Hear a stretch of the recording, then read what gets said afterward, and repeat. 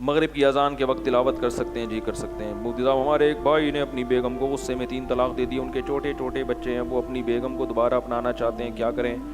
بھائی طلاق دینے کے بعد اپنا نہیں سکتے، سمجھ رہے ہو؟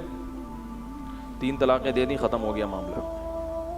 ان کی خاتون عدت کے بعد بغیر کسی شرط لگائے کہیں اور مرد سے نکاح کریں، پھر چاہیں تو اسی کے ساتھ زندگی گزاریں، اور اگر چاہیں تو اس سے طلاق مانگ کے عدت کے بعد پہلے شوہر سے نکاح کر لیں۔ یہ جائز حلالہ ہے، اس کے ناجائز ہونے کی کوئی دلیل قرآن و سنت میں نہیں ہے۔ جو ناجائز حلالہ ہے وہ ہے جب شرط لگا کے ایگریمنٹ کر کے نکاح کیا جائے۔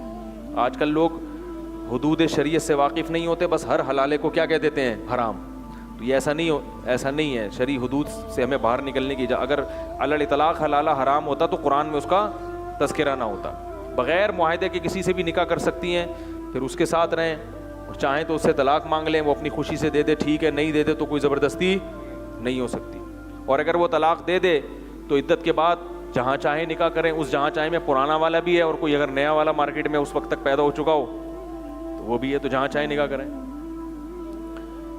اگر میں کہیں فرض، یہ لوگ کہتے ہیں کہ اس میں عورت کا کیا قصور ہے، مرد نے 3 طلاقیں دی ہیں تو اس کو اتنا کیوں پریشان کیا جا رہا ہے؟ تو کون پریشان کر رہا ہے اس کو؟ شریعت کب کہہ رہی ہے وہ اسے طلاق لے کے پہلے؟ شریعت کہہ رہی ہے اس سے نہیں ہوگا، اس نے نعمت کی ناقدری کی ہے، اب اللہ تمہیں واپس جانے نہیں دیتا، اب کہیں اور شادی کرو۔ بس وہ تو تمہاری اپنی ہیڈک ہے، تم واپس آنا چاہ رہی ہو۔ اسلام تو یہ چاہ رہا ہے کہ اب آپ جاؤ کہیں اور شادی کرو، کہیں اور رہو۔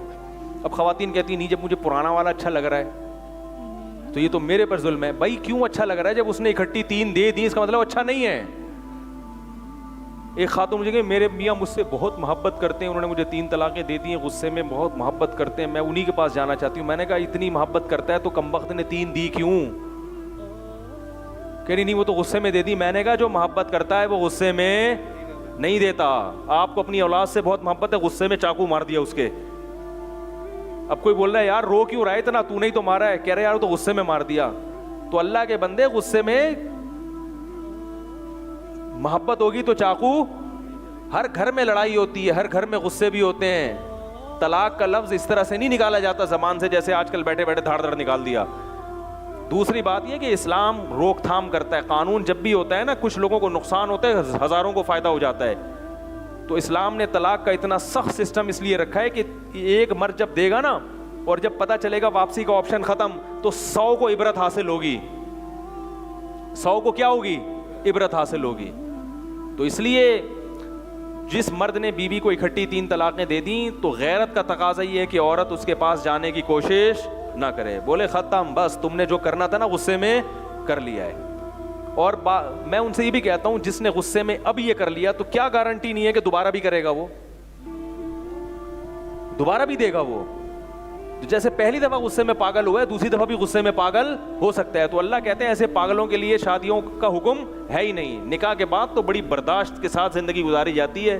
پاگل لوگ شادی، بہت سے لوگ آتے ہیں، میں کہتا ہوں تم شادی نہیں، میں ان کو منع کرتا ہوں آپ شادی نہیں کریں گے، آپ پاگل ہو، میں ان سے منع کر دیتا ہوں، میں کہتا ہوں آپ 4 شادیاں ہیں آپ تو ایک بھی نہیں کرو، کیونکہ نکاح کے بعد بڑا برداشت چاہیے بھائی، بڑی برداشت کرنی پڑتی ہے۔ کون آ گیا، کیسی مل گئی، کس طرح کی ڈیزائن ہے اس کا ٹھیک ہے۔